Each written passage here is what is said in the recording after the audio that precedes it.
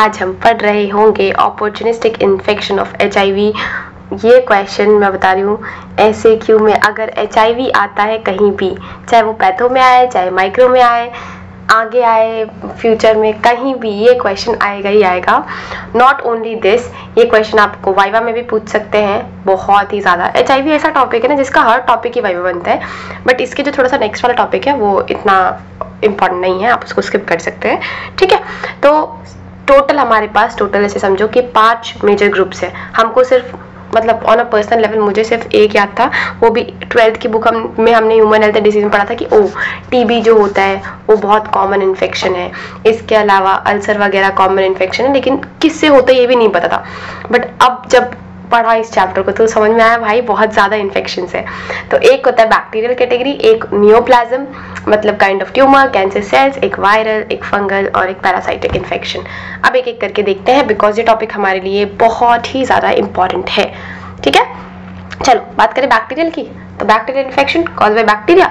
तो HIV ads के patient में कोई भी बैक्टीरियल इन्फेक्शन हो, छोटा से छोटा और बड़ा से बड़ा, कोई भी बैक्टीरियल इन्फेक्शन बहुत जल्दी, बहुत फ्रीक्वेंट, बहुत रिकरेंट इन्फेक्शन कॉज करता है, वो भी बहुत सीवियर लेवल तक का, ठीक है। तो सीवियर बैक्टीरियल इन्फेक्शन इसका पहला बता सकते हैं। दूसरा ट्यूबरक्लोसिस, हम जानते ही हैं। ट्यूबरक्लोसिस के अलावा एक तो पल्मोनरी ट्यूबरक्लोसिस होता है, राइट, जिसको हम लंग्स में जो हमारा होता है, और हमारे बैक्टीरियल इन्फेक्शन में, एड्स में एक्स्ट्रा पल्मोनरी ट्यूबरक्लोसिस इन्फेक्शन भी बहुत कॉमन है, जैसे कि इंटेस्टिनल, मेनिंजिस ट्यूबरक्लोसिस, मेनिंजिस में। तो ये जो हमारा ट्यूबरक्लोसिस है ये बहुत फ्रीक्वेंट हमको मिलता है in case of bacterial infection AIDS के केस में। इसके अलावा माइकोबैक्टीरियम का इन्फेक्शन है लेकिन नॉन ट्यूबरकुलर है, तो नॉन ट्यूबरकुलर माइकोबैक्टीरियम इन्फेक्शन भी फ्रीक्वेंट है। सेप्टिसीमिया बहुत रिकरेंट होता है in case of bacterial infection जो कि एड्स में हमको देखने को मिलता है। So this are something 2, 3, 5 bacterial infection.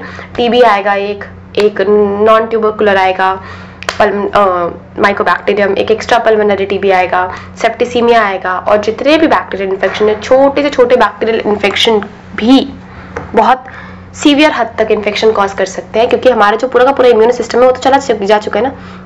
बात करें नियोप्लाज्म की, नियोप्लाज्म में एक बहुत फ्रीक्वेंटली आस्क पैथो का क्वेश्चन है, दैट इज कापोसी। देख रहे हो मेरे कापोसी को क्या हो चुका है, सॉरी कापोसी सार्कोमा।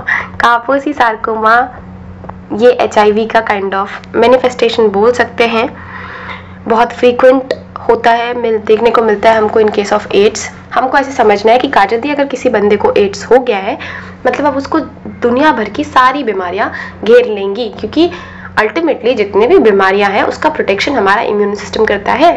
हमारे इम्यून सिस्टम की एड्स के बैक्टीरिया ने धजिया उड़ा दी है, तो अब हमारे पास कुछ नहीं बचा, हम सिर्फ बैठ के देख सकते हैं, ठीक। तो कापोसी सार्कोमा, इसके अलावा सर्वाइकल कैंसर, ठीक है, और लिम्फोमा, ये 3 मेजर हमारे नियोप्लाज्म्स हैं जो कि हमको देखने मिलेंगे in case of AIDS. Opportunity मिली नहीं कि आ गए। अब वायरल, वायरल में HSV, herpes simplex, cytomegalovirus, तो ये बहुत फ्रीक्वेंट है जो हमको एड्स में मिलेगा, ठीक है। ये हमारे कुछ हो गए, क्या क्या हो गया हमारे काजल दी, बैक्टीरियल हो गया, नियोप्लाज्म हो गया, वायरल हो गया। अब क्या क्या बच गया काजल दी, फंगल बच गया और पैरासाइटिक बच गया, जिसके नाम याद करने में भी थोड़ी सी दिक्कत तो हमको होती है, राइट। देखो फंगल, फंगल की बात करें अगर हम, तो फंगल में पहला आता है नीमोसिस्टिक ज़ेरोवेसी, ठीक है। नीमोसिस्टिक ज़ेरोवेसी सबसे पहले ही लिखना है, ये मोस्ट काइंड ऑफ कॉमन है, मोस्ट फ्रीक्वेंटली भी ये याद भी हो जाता है, पता नहीं क्यों। अगर एड्स का अपॉर्चुनिस्टिक इन्फेक्शन आता है तो हमको ये नीमोसिस्टिक ज़ेरोवेसी याद भी रहता है। तो नीमोसिस्टिक ज़ेरोवेसी सबसे पहला, कैंडिडियासिस, मेनली इसोफेगल कैंडिडियासिस, क्रिप्टोकोकियोसिस और हिस्टोप्लाज्मोसिस, ये 4 हमारे फंगस हैं जो कि सबसे ज़्यादा अपॉर्चुनिस्टिक इन्फेक्शन कॉज करते हैं। नीमोसिस्टिक, कैंडिडियासिस, क्रिप्टोकोकियोसिस एंड हिस्टोप्लाज्मोसिस। बात करें पैरासाइट की, लास्ट पैरासाइट की, दैट इज टॉक्सोप्लाज्मोसिस, लेशमैनियासिस और स्ट्रोंगेलॉइड्स। तो ये 3 हमारे पैरासाइट्स हैं, देख रहे हो।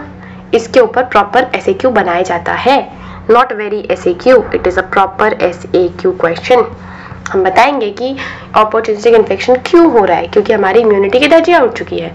और कौन कौन से हो रहे हैं, बैक्टीरियल, वायरल, नियोप्लाज्म, इसके अलावा फंगल, पैरासाइटिक। हम एक चार्ट बनाएंगे, उसके बाद हम एक एक करके एक्सप्लेन करेंगे कि बैक्टीरियल में ये हो सकता है, नियोप्लाज्म में ये हो सकता है, फिर पैरासाइट में ये, फंगस में ये, तो ये हमको बताना है, ठीक है।